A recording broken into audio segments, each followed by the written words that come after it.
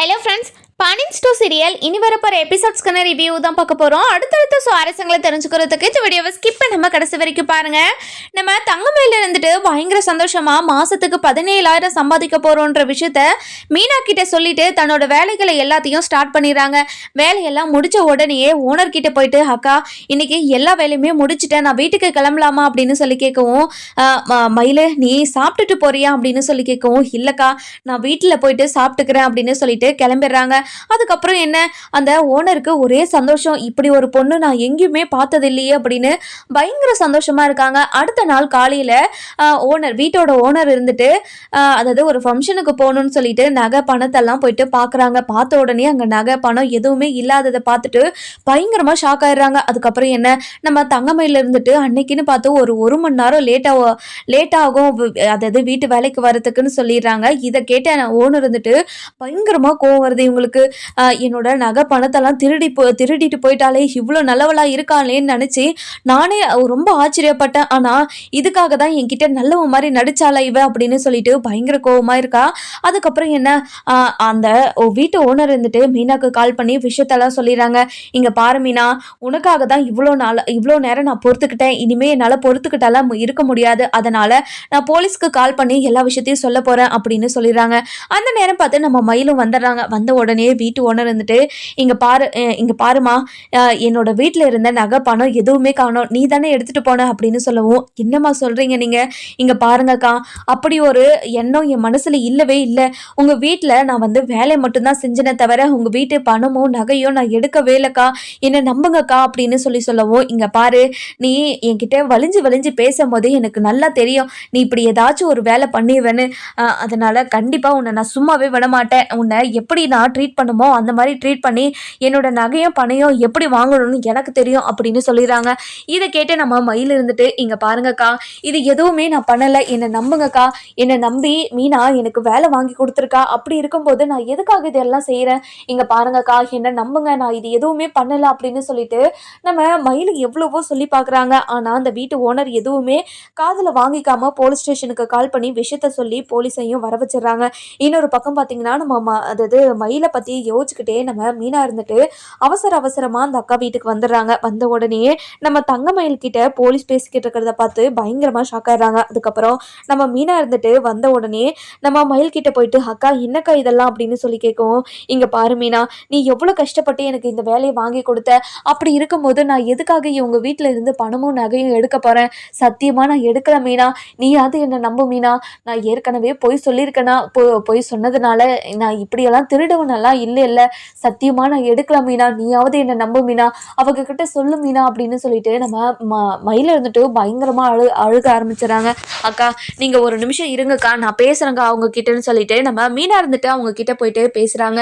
இங்க பாருங்கக்கா, என்னோட அக்கா கண்டிப்பா இப்படி ஒரு வேலையை பண்ணியிருக்க மாட்டாங்க, நீங்க மறந்து எங்கேயாவது வச்சிருக்க போறீங்கக்கா, நீங்க முதல்ல எல்லா இடத்துலயும் தேடி பார்த்தீங்களா, இங்க பாரு மீனா, நான் எல்லா இடத்துலையும் தேடி பார்த்துட்டேன், ஆனால் ஒரு இடத்துல கூட என்னோட நகை இல்லவே இல்லை, இவ தான் என்னோட நகையெல்லாம் எடுத்துகிட்டு போயிருக்கா, ஆனால் பொய் சொல்கிறா, இவ நல்லவ மாதிரி பேசிக்கிட்டு இருக்கும் போதே எனக்கு நல்லா தெரியும், இவன் மேலே ஒரு சந்தேகம் தான் எனக்கு, ஆனால் இப்படி ஒரு வேலையை பார்ப்பான்னு நான் நினச்சி கூட பார்க்கல. இங்கே பாரு மீனா, நீ என்னோட குடும்பத்துக்கு ஒரு நல்ல பொண்ணா தேடி கொண்டு வந்து கொடுப்பேன் தான் நினச்சேன், ஆனால் இப்படி ஒரு கேவலமான ஒருத்தியை கொண்டு வந்து நிறுத்திருக்கே, எனக்கு ரொம்ப கேவலமாக அசிங்கமாக இருக்கு மீனா அப்படின்னு சொல்லவும், இங்கே பாருங்கக்கா நீங்கள் பார்த்து பேசுங்க, மயிலக்கா இந்த மாதிரி பண்றவங்களே கிடையாது, அப்படி இருக்கும்போது நீங்க அவங்க மேல பழிய போட்டுக்கிட்டே இருக்கீங்க, அவங்க தான் எடுத்தாங்கன்னு உங்களுக்கு தெரியுமா, இல்ல ஆதாரம் தான் வச்சிருக்கீங்களா அப்படின்னு சொல்லி கேட்கவும், என்ன மீனா இதுல நீயும் சேர்ந்து கூட்டு போட்டு இருக்கியா, எப்படி என்னால ஆதாரமெல்லாம் கொடுக்க முடியும் சொல்லு, இவன் மட்டும்தான் வீட்டுல வேலை பார்க்கறா, அதுக்கப்புறம் நான் வேற யாரு எடுத்திருப்பா சொல்லு, இங்க பாருங்கக்கா இந்த வீட்டுக்கு வேற யாருமே வந்ததே கிடையாதா, இல்ல இந்த வீட்டுக்கு திருடுதான் வரமாட்டானா, இங்க பாருங்கக்கா நீங்க பேசுறது ரொம்ப பெரிய தப்புக்கா அப்படின்னு சொல்லவும், இங்க பாரு மீனா, உன்னோட முகத்துக்காக தான் இவ்வளோ நேரம் அதாவது நான் பார்த்துக்கிட்டு இருந்தேன், ஆனா நீயே இப்படி பேசும்போது கண்டிப்பா இதுக்கெல்லாம் நான் பொறுத்துக்கிட்டு இருக்கவே மாட்டேன். இங்க பாருங்க சார், இந்த பொண்ணு தான் எங்க வீட்டுல வேலை பார்க்குற பொண்ணு, இந்த பொண்ணு தான் எங்க வீட்டுல இருந்து நகையெல்லாம் எடுத்துட்டு போயிட்டா, நீங்க கேட்டு வாங்கி கொடுங்க சார் அப்படின்னு சொல்லிட்டு நம்ம மீனா இருந்துட்டு அந்த வீட்டு ஓனர் இருந்துட்டு பயங்கரமா சத்தம் போட்டு போலீஸ் கிட்ட கேட்கவும், அதுக்கப்புறம் அந்த போலீஸ் இருந்துட்டு லேடிஸ் கான்ஸ்டபிள நம்ம மீனா அதாவது மயில் கிட்ட விசாரிக்க அனுப்புகிறாங்க. அதுக்கப்புறம் மயில்கிட்ட இங்கே பாருமா, நீ அந்த அம்மா வீட்டில் இருந்து நகை பணமெல்லாம் எடுத்துகிட்டு போனியம்மா அப்படின்னு சொல்லி கேட்கவும், இங்கே பாருங்க மேடம், நான் சத்தியமாக எடுக்கவே இல்லை மேடம். நேற்று தான் எனக்கு ஒரு வேலையை புதுசாக போட்டு கொடுத்தாங்க. அப்படி இருக்கும்போது நான் எதுக்காக நகை பணத்தெல்லாம் திருட போகிறேன், எனக்கு நகை பணத்து மேலெல்லாம் ஆசையே கிடையாது அப்படின்னு சொல்லவும், நேற்று தான் புதுசாக வேலை போட்டு கொடுத்தாங்களா, எதுக்காக திடீர்னு திரும்ப புதுசாக வேலை போட்டு கொடுத்தாங்க அப்படின்னு சொல்லவும், இங்கே பாருங்கள் மேடம், சமையல்காரம்மா திடீர்னு வீட்டை விட்டு நின்றுட்டாங்க, வேலைக்கு இனிமேல் வரமாட்டேன்னு சொல்லிட்டாங்கன்னு சொன்னாங்க. அவங்களுக்காக தான் என்னை திரும்ப ஒரு வேலைக்கு சேர்த்து விட்டாங்க. அந்த சந்தோஷத்தில் தான் இருந்தனே தவிர நான் இவங்க வீட்டில் ஒரு ஒரு குண்டுமணியை கூட நான் எடுத்துகிட்டு போகல அப்படின்னு சொல்லிடுறாங்க. அப்பதான் ஓனருக்கே ஞாபகம் வருது, இங்க பாருங்க சார், நேத்து தான் சமையல்கார அம்மா இந்த வேலைக்கே வரமாட்டேன்னு சொன்னாங்க, ஒருவேளை அவங்க எடுத்திருப்பாங்களோ அப்படின்னு சொல்லிட்டு நம்ம ஓனர் யோசிக்க ஆரம்பிச்சிடறாரு. அதுக்கப்புறம் என்ன யோசிச்ச உடனே போலீஸ்கிட்டயும் வந்து சொல்றாங்க. சொன்ன உடனே நம்ம போலீஸையும் விசாரிச்சு அந்த வீட்டுக்கு போயிட்டு என்ன ஏதுன்னு விசாரிக்கிறாங்க. விசாரிச்சது தான் தெரியுது, அதாவது சமையல்கார அம்மா தான் இது எல்லாத்தையும் பண்ணியிருக்காங்கன்னு. இதெல்லாம் தெரிஞ்ச ஓனருக்கு பயங்கரமான ஷாக்கு. இங்க பாரு மயிலு, நான் பண்ணது ரொம்ப பெரிய தப்பு தான், என்ன மன்னிச்சிரு மயிலு அப்படின்னு சொல்லவும், இதை கேட்ட உடனே நம்ம மீனா இருந்துட்டு, அக்கா இங்க பாருங்கக்கா, உங்க மேல நம்பிக்கை வச்சுதான் இவங்களை இங்க வேலைக்கு அனுப்பி வச்சனே தவிர வேற என்ன பண்ணக்கா உங்களுக்கு, இங்க பாருங்கக்கா, உங்களை நம்பி அனுப்புனதுக்கு நீங்க ரொம்ப நல்ல மரியாதை கொடுத்துட்டீங்க, ரொம்ப சந்தோஷம்க்கா அப்படின்னு சொல்லவும், இங்க பாரு மீனா, நகை பணத்தெல்லாம் காணும்னு சொன்ன உடனே எனக்கு ரொம்ப பயமாயிடுச்சு மீனா, அதனாலதான் மயிலு மட்டும்தான் வீட்டுல இருக்கான்னு நினைச்சு நான் மயில சந்தேகப்பட்டுட்டேன். இங்க பாரு மயிலு, என்ன மன்னிச்சிரு மயிலு, நான் உன்னை சந்தேகப்பட்டது ரொம்ப பெரிய தப்பு தான், அதுவும் கோவத்துல கண்டபடி வார்த்தையெல்லாம் விட்டுட்டேன், என்ன மன்னிச்சிரு அப்படின்னு சொல்லவும், இதை கேட்ட உடனே நம்ம மயில் இருந்துட்டு பயங்கரமா அழுக ஆரம்பிச்சிடறாங்க. அதுக்கப்புறம் என்ன நம்ம மீனா இருந்துட்டு, இங்க பாருங்கக்கா, இனிமே என்னோட அக்கா உங்க வீட்டுக்கு வேலைக்கு வரவே மாட்டாங்க, எங்களை மன்னிச்சிருங்கக்கா அப்படின்னு சொல்லிட்டு போகவும், அதுக்கப்புறம் நம்ம ஓனர் இருந்துட்டு, இங்க பாரு மீனா, நான் பண்ணதெல்லாம் மிகப்பெரிய தப்பு தான், நான் இல்லைன்னு சொல்லலை, உங்க காலில் கூட விழுந்து நான் மன்னிப்பு கேட்குறேன், இனிமே நான் இப்படியெல்லாம் சந்தேகப்படவே மாட்டேன். இங்க பாரு மயிலு, இந்த வீட்டுக்கு யாருமே வேலைக்கு வரவே மாட்டேங்கிறாங்க, நீ இது மட்டும்தான் எல்லாமே மூஞ்ச சுழிச்சுக்காம வேலையை செஞ்சுக்கிட்டு இருந்தேன், அப்படி இருந்த உன்னை நான் இப்படி எல்லாம் சந்தேகப்பட்டது ரொம்ப பெரிய தப்பு தான், என்ன மன்னிச்சிரு மயிலு, நீ வழக்கம் போல இந்த வீட்டுக்கு வேலைக்கு வந்துருவியா அப்படின்னு சொல்லி கேட்கவும், மீனா என்ன மீனா, ஏதோ அவங்க நகை பணம் எல்லாம் காணாம போன அதிர்ச்சியிலும் கோபத்திலையும் அப்படியெல்லாம் பேசிட்டாங்க, என்ன பண்றது, விடு மீனா, நான் இங்கேயே வேலை பார்க்குறேன் அப்படின்னு சொல்லவும், என்னக்கா அவங்க உங்களை எப்படியெல்லாம் கேட்டாங்க, எவ்வளோ அசிங்கப்படுத்தினாங்க, அவங்க வீட்டில் போயிட்டு நீங்க வேலை பார்க்குறேன்னு சொல்றீங்க, அதெல்லாம் வேண்டவே வேண்டாக்கா, நீங்க அவங்க வீட்டுல வேலை பார்க்க வேண்டிய அவசியமே கிடையாது அப்படின்னு சொல்லவும், இதை கேட்ட உடனே நம்ம தங்கமயில இருந்துட்டு, இங்க பாரு மீனா, அவங்க ஏதோ கோவத்துல பேசிட்டாங்க, கோவத்துல பேசுறதெல்லாம் நம்ம கணக்குல எடுத்துக்கவே கூடாது மீனா, அதனால நான் இங்கவே வேலை பார்க்குறேன், பரவாயில்ல விடு, இங்க பாருங்கக்கா, நான் எதுவுமே மனசுல வச்சுக்கல, நான் போய் என்னோட வேலையை பார்க்குறேன் அப்படின்னு சொல்லிட்டு அவங்க பாட்டுக்கு அவங்க வேலையை ஸ்டார்ட் பண்ணிடுறாங்க. இதை பார்த்த நம்ம ஓனர் அம்மா இருந்துட்டு, இங்க பாரு மீனா, நான் பண்ணதெல்லாம் மிகப்பெரிய தப்பு தான், என்னை மன்னிச்சிரு மீனா, நான் மயில சந்தேகப்பட்டிருக்க கூடாது, இவ்வளோ நல்ல பொண்ணை நான் கண்டிப்பா இனிமே எப்பவுமே சந்தேகப்படவே மாட்டேன், என்ன மன்னிச்சிரு மீனா அப்படின்னு சொல்லிட்டு கையெடுத்து கும்பிடுவோம். இங்க பாருங்கக்கா, நீங்க இவ்வளோ பண்ணதுக்கு அப்புறமும் அவங்க எப்படி எப்படி தன்மையா நடந்துக்கிறாங்கன்னு பாருங்கக்கா, ஏதாவது ஒரு பிரச்சனைனா கொஞ்சம் பொறுமையா இருந்து விசாரிங்க, அதுக்கப்புறம் நீங்க போலீஸ் எல்லாம் வர வச்சிருந்தா கொஞ்சம் நல்லா இருந்திருக்கும், ஆனா அதுக்கு முன்னாடியே இவங்க தான் எடுத்தாங்கன்னு சொல்லிட்டு போலீஸ் வரைக்கும் போனது ரொம்ப பெரிய தப்புக்கா, நீங்க இதை கொஞ்சம் பார்த்து நடந்துக்கோங்க அப்படின்னு சொல்லிடுறாங்க. இதை கேட்டு அந்த அம்மா இருந்துட்டு ரொம்பவே வருத்தப்படுறாங்க. திரும்பவும் போயிட்டு மயிலுக்கிட்ட மன்னிப்பும் கேட்டுடுறாங்க. அதுக்கப்புறம் என்ன நம்ம அப்பதான் இருந்துட்டு வீட்டுக்கு போறாங்க. வீட்டுக்கு போன உடனே குமார் ரொம்பவே சோகமா உட்காந்துக்கிட்டு இருக்கிறத பார்த்துட்டு குமார் கிட்ட போயிட்டு, இங்க பாரியா குமார், என்னையா குமார், 2 நாளா நானும் உன்னை பார்த்துக்கிட்டே தான் இருக்கேன், நீ ரொம்ப சோகமாவே இருக்க, என்னையா ஆச்சு அப்படின்னு சொல்லி கேட்கவும், இங்க பாருங்க பார்த்தா, இன்னைக்கு எனக்கு நிச்சயதார்த்தம் ஏற்பாடு பண்ணியிருக்கீங்க, ஆனா எனக்கு இந்த நிச்சயதார்த்தலையோ இந்த கல்யாணத்திலையோ எனக்கு சுத்தமா விருப்பமே கிடையாது, அப்படி இருக்கும்போது நான் எப்படி சந்தோஷமா இருக்க முடியும் சொல்லுங்க பார்த்தா அப்படின்னு சொல்லவும், இங்க பாரியா, உனக்காக நான் ஒரு விஷயம் பண்ணிட்டு வந்திருக்கேன், நான் இந்த விஷயத்த சொன்னேன்னா கண்டிப்பா நீ ரொம்ப சந்தோஷப்படுவ அப்படின்னு சொல்லவும், இதை கேட்ட உடனே குமார் இருந்துட்டு, என்ன பார்த்தா என்ன விஷயத்த பண்ணிட்டு வந்திருக்கீங்க, இங்க பாரியா, கண்டிப்பாக பொண்ணு வீட்டில் இருந்து வந்து இந்த கல்யாணத்தை நிப்பாட்டுவாங்கன்னு எனக்கு தோணுதியா அப்படின்னு சொல்கிறாங்க. என்ன அப்போ தான் சொல்கிற நீ? எப்படி கல்யாணத்தை நிறுத்துவாங்க? இங்கே பாரியா, நீ அரசியை கல்யாணம் பண்ண விஷயத்த நான் பொண்ணு வீட்டுக்காரர்கிட்ட சொல்லியிருக்கேனியா. கண்டிப்பாக ஒருத்தர் அதாவது இன்னொரு கல்யாணம் 2வது கல்யாணம் பண்ணுறதுக்கு எந்த ஒரு அப்பாவும் ஒத்துக்க மாட்டாருங்கல்ல. அதனால் நான் அதனால தான் நான் இந்த விஷயத்த அவங்க கிட்ட சொல்லி பக்குவமாக எடுத்து சொல்லி, உன் மனசில் இப்போவும் அந்த பொண்ணு தான் இருக்கா அப்படின்னு எல்லாத்தையுமே சொல்லி வச்சுட்டு வந்திருக்கேன். கண்டிப்பாக அவங்க ஒரு நல்ல முடிவை எடுக்கிறாங்கன்னு தான் நினைக்கிறேன் அப்படின்னு சொல்கிறாங்க. இதை கேட்ட உடனே குமாருக்கு பயங்கர சந்தோஷம். இங்கே பாருங்க அப்பதான், நீங்கள் இப்படி ஒரு விஷயத்த நீங்கள் பண்ணுவீங்கன்னு நான் நினச்சி கூட பார்க்கல. எனக்கு ரொம்ப சந்தோஷமாக இருக்குது அப்பதான். நான் இனிமேல் நான் துள்ளி குதிப்பேன் தெரியுமா அப்படின்னு பயங்கர சந்தோஷமாக இருக்காங்க. அந்த நேரம் பார்த்து முத்துவேலும் சக்திவேலையும் கீழே வராங்க. கீழே வந்த உடனே குமார் சந்தோஷமா இருக்கிறத பார்த்துட்டு நம்ம சக்திவேல் இருந்துட்டு, என்ன குமார், இன்னைக்கு நிச்சயதார்த்தன்ற உடனேயே நீ இவ்வளோ சந்தோஷமா இருக்கியா? உன்னை இவ்வளோ சந்தோஷமா பார்க்கணுன்றதுக்காக தான் இந்த கல்யாணத்தை ஏற்பாடு பண்ண, எனக்கு ரொம்ப சந்தோஷமா இருக்குது அப்படின்னு சொல்லிட்டு இருக்காங்க. இதெல்லாம் கேட்டுட்டு குமார் இருந்துட்டு, அப்பா, இந்த கல்யாணம் நடக்கிறதுக்காக நான் சந்தோஷமாலாம் இல்லைப்பா, இந்த கல்யாணம் நிற்க போகுதுன்னு நினச்சாதான் சந்தோஷமா இருக்கிறேன் அப்படின்னு மனசுக்குள்ளேயே பேசிக்கிட்டு இருக்காங்க. என்ன குமார், என்ன நான் இவ்வளோ பேசிக்கிட்டு இருக்கேன், ஆனால் நீ அமைதியாகவே இருக்க, உனக்கு என்னாச்சு அப்படின்னு சொல்லி கேட்கவும், இதை கேட்ட உடனே நம்ம மீனா அதாவது அப்பதான் இருந்துட்டு, என்னடா அவன் தான் கல்யாணம் ஆக போகிற சந்தோஷத்தில் இருக்கானா, நீ அவன் பாட்டுக்கு நீ பாட்டுக்கு கேள்வி கேட்டுக்கிட்டே இருந்தா அவன் என்ன பதில் சொல்லுவான்? கொஞ்ச நேரம் நீ அமைதி இருடா அப்படின்னு சொல்லிடுறாங்க.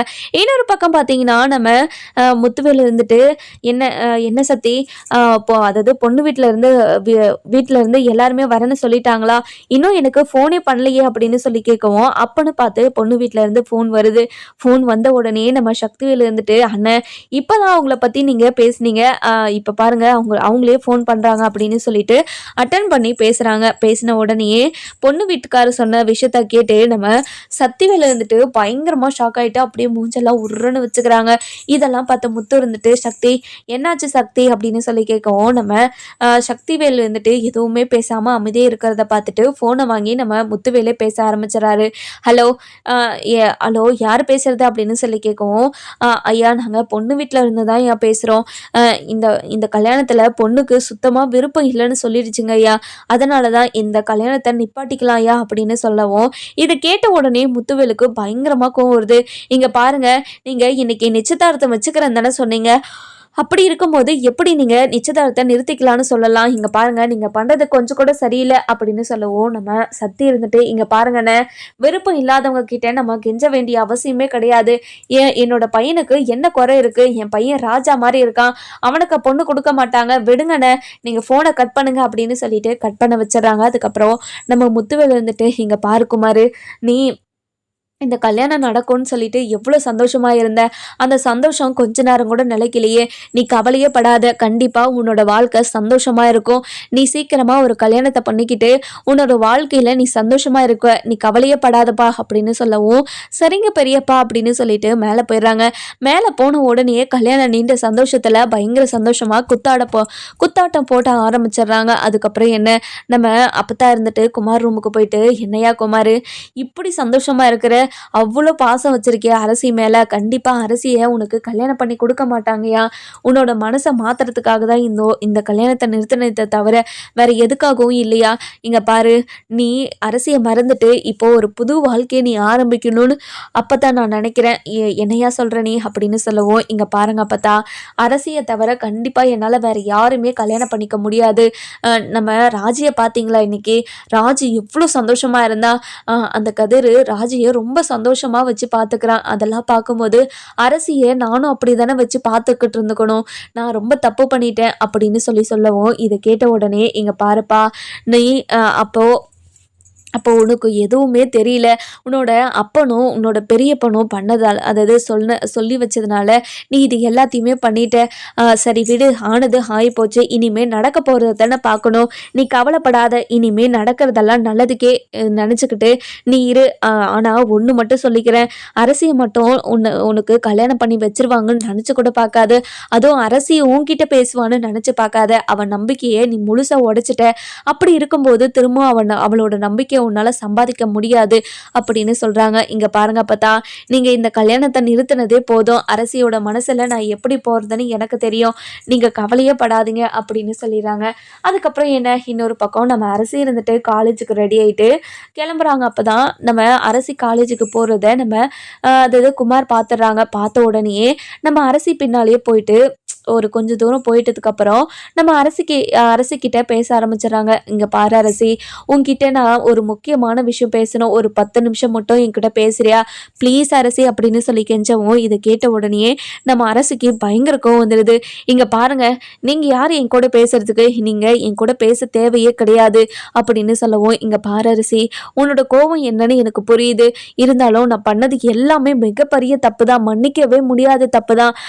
நான் என்ன பண்ணட்டும், நான் என்ன பண்ணா நீ என் மேலே இருக்கிற கோவம் உனக்கு போகும் அப்படின்னு சொல்லவும், இதை கேட்ட உடனே நம்ம அரசு இருந்துட்டு, இங்கே பாரு, நீ என்ன பண்ணாலையும் ஏது பண்ணாலையும் உன் மேலே இருக்கிற கோவம் கண்டிப்பாக எனக்கு குறையவே குறையாது. ஏன்னா என்னோட மனசில் ஆறாத வலியை கொடுத்துருக்க நீ, கண்டிப்பாக அது ஆறவே ஆறாது.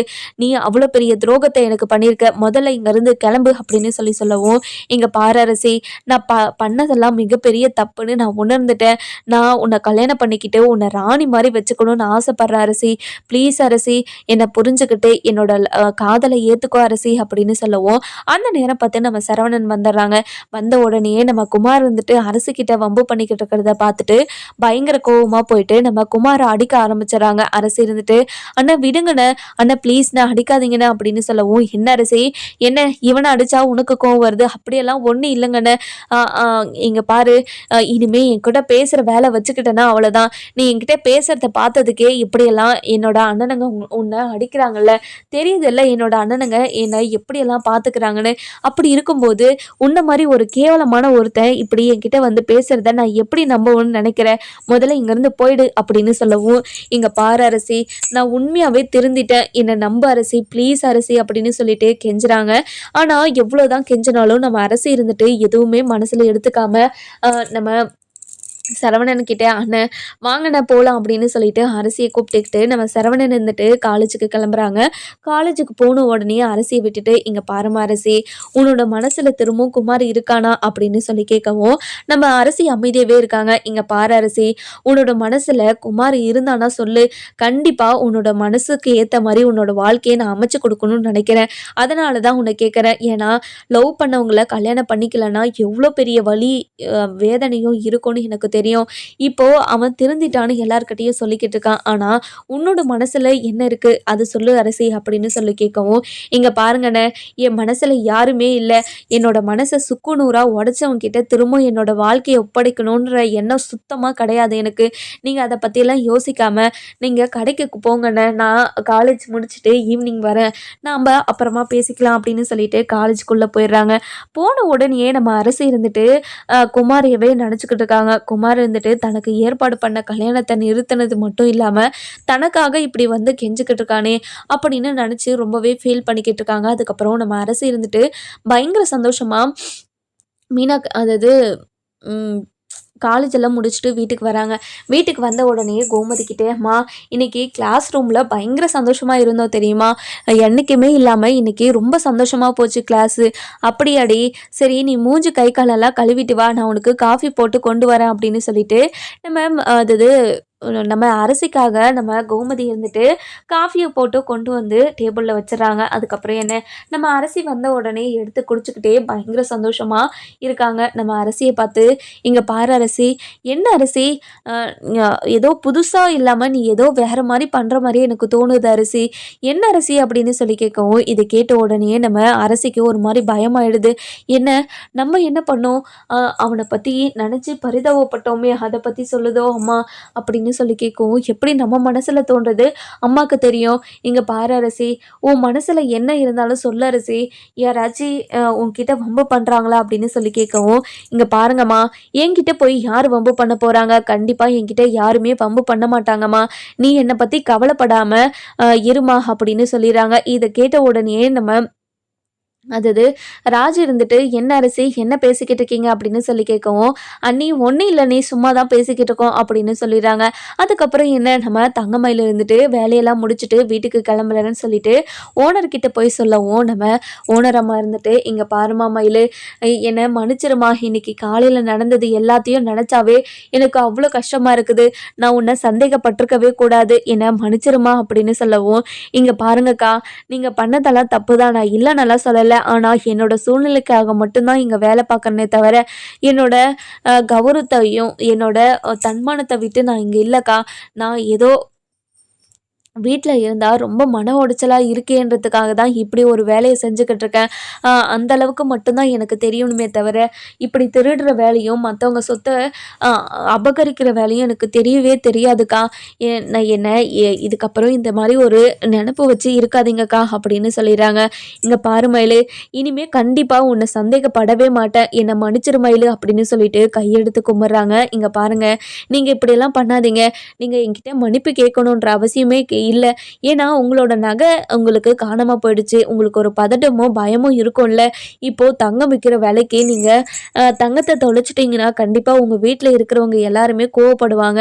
அதனால தாங்க நான் சொல்றேன். நீங்க கவலைப்படாதீங்கங்க. நீங்க கவலைப்படாதீங்க. கண்டிப்பா நான் எதுவுமே மனசுல வச்சுக்கல. நான் நாளைக்கு வந்துடுறேன்" அப்படின்னு சொல்லிட்டு கிளம்பிடுறாங்க. அதுக்கப்புறம் என்ன, நம்ம மயில் இருந்துட்டு நடந்த விஷயத்தெல்லாம் நினைச்சு ரொம்பவே ஃபீல் பண்ணி அழுதுகிட்டு இருக்காங்க. அந்த நேரம் பார்த்து நம்ம சுடர் இருந்துட்டு பயங்கரமான ஒரு குழப்பத்தோடையும் அம் நம்ம மயில்கிட்ட வராங்க. வந்த உடனே நம்ம மயில்கிட்ட, "அக்கா, நான் உங்ககிட்ட ஒரு முக்கியமான விஷயத்த பேசுறதுக்காக தான்க்கா வந்தேன்" அப்படின்னு சொல்லவும், "என்ன மயிலு? என்ன விஷயம்? என்ன சுடரு? என்ன விஷயம் சொல்லு சுடரு" அப்படின்னு சொல்லவும், "இங்க பாருங்கக்கா, இன்னைக்கு நான் கோவிலுக்கு போயிருந்தேனா, போன இடத்துல மாமாவையும் இன்னொரு பொண்ணையும் பார்த்தேன். அவங்க யாருன்னே தெரியலக்கா. அவங்க உட்காந்து பேசிக்கிட்டு இருந்தாங்க. அதுவும் ரொம்ப நேரமா பேசிக்கிட்டே இருந்தாங்கக்கா. அவங்க எப்படா எழுந்து போவாங்கன்னு பார்த்துக்கிட்டே தான் இருந்தேன். ஆனா அவங்க ரொம்ப நேரமா பேசிக்கிட்டே இருந்தாங்க. அதனால தான் இந்த விஷயத்த உங்ககிட்ட சொல்லலான்னு வந்தேன்க்கா. நான் உங்கள ஃபோட்டோ கூட எடுத்துட்டு வந்திருக்கேன். அந்த பொண்ணு யாருன்னு பாருங்கக்கா" அப்படின்னு சொல்லிட்டு நம்ம சுடர் இருந்துட்டு மயில்கிட்ட காட்டவும், மயிலுக்கு பயங்கரமா ஷாக் ஆயிடுது. "இங்க பாரு சுடரு, இந்த பொண்ணு சுடரு இந்த பொண்ணு" அப்படின்னு சொல்லவும், "அக்கா என்னக்கா ஆச்சு? இந்த பொண்ணு யாருக்கா?" அப்படின்னு சொல்லி கேட்கவும், சுடரு, "இந்த பொண்ணு மாமாவோட ஃபர்ஸ்ட் லவர் சுடரு. எனக்கு ரொம்ப பயமா இருக்கு. மாமா என்னை விட்டுட்டு அந்த பொண்ணு கூட பேசிக்கிட்டு இருக்காரோன்னு எனக்கு தோணுது. சுடரு, உன்னோட ஃபோன் கொஞ்சம் குடுக்குறியா?" அப்படின்னு சொல்லி கேட்கவும், "அக்கா, இப்போ மாமா எடுத்த உடனே உன்கிட்ட பேசிருவாங்கன்னு நினைக்கிறியாக்கா? கண்டிப்பா உன்கிட்ட பேச மாட்டாங்கக்கா" அப்படின்னு சொல்லவும், இதை கேட்ட உடனே, இல்ல இல்ல சுடரு, கண்டிப்பா நான் மாமா கிட்ட பேசியே ஆகணும். மாமா இப்படி ஒரு துரோகத்தை எனக்கு பண்ண மாட்டாருன்னு தான் எனக்கு தோணுது.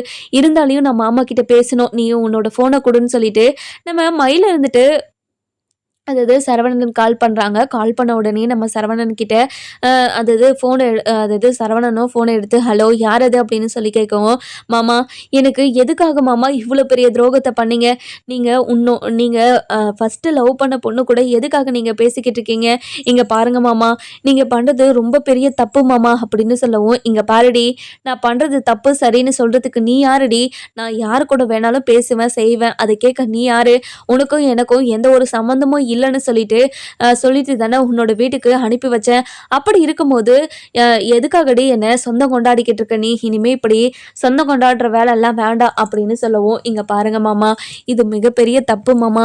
வேண்டாம் மாமா, இப்படியெல்லாம் பண்ணாதீங்க மாமா" அப்படின்னு சொல்லவும், "இங்க பாருடி, நீங்க பண்ணாதீங்கன்னு சொல்றதுக்கு நீ யாருடி?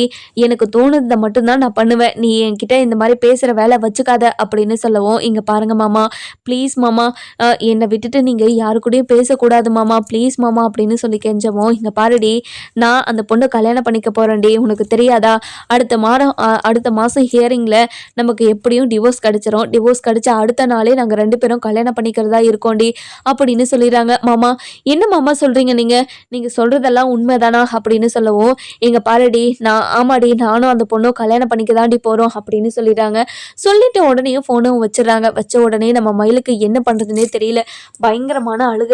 அதுக்கப்புறம் சுடர் இருந்துட்டு, அக்கா மாமா என்னக்கா சொன்னாரு அப்படின்னு சொல்லவும் தங்கமயில் இருந்துட்டு எதுவுமே சொல்லாம வெளியே கிளம்பிடுறாங்க. அக்கா என்னாச்சுக்கா அப்படின்னு சொல்லிட்டு கேட்கவும் நம்ம தங்கமயில் இருந்துட்டு அந்த பொண்ணோட வீட்டுக்கு போயிடுறாங்க. போன உடனே நம்ம அஞ்சலி கிட்ட இங்க பாருங்க, நீங்க பண்றது கொஞ்சம் கூட சரியில்லைங்க. என் புருஷன்கிட்ட எதுக்காக நீங்க பேசிக்கிட்டு இருக்கணும், நீங்க பேசுறது எனக்கு சுத்தமா பிடிக்கல. என் புருஷன்கிட்ட இனிமே நீங்க பேசவே கூடாது அப்படின்னு சொல்லிடுறாங்க. இதை கேட்ட உடனே நம்ம அதாவது அஞ்சலி இருந்துட்டு இங்க பாருங்க, உங்க புருஷனை நீங்க எவ்வளோலாம் நம்ப வச்சு ஏமாத்திருக்கீங்க. சரவண எவ்வளோ கஷ்டப்பட்டுக்கிட்டு இருக்கான்னு உங்களுக்கு தெரியுமா? அப்படி இருக்கும்போது அவன் கஷ்டத்தெல்லாம் போக்கணும்னா அவன் மனசுல இருக்கிற கஷ்டத்தை எல்லாத்தையும் நான் போக்கணும். அதனால தான் அவன் கூட நான் பேசிக்கிட்டு இருக்கேன் அப்படின்னு சொல்லிடுறாங்க. இதை கேட்ட தங்கமயில் இருந்துட்டு அஞ்சலியை என்ன பண்ணுவாங்கன்னு சொல்லிட்டு நம்ம வர எபிசோட்ல பார்க்கலாம். இந்த வீடியோ உங்களுக்கு பிடிச்சிருந்தா லைக் பண்ணுங்க, சப்ஸ்கிரைப் பண்ணுங்க, மறக்காம பெல் ஐகானையும் கிளிக் பண்ணிக்கோங்க.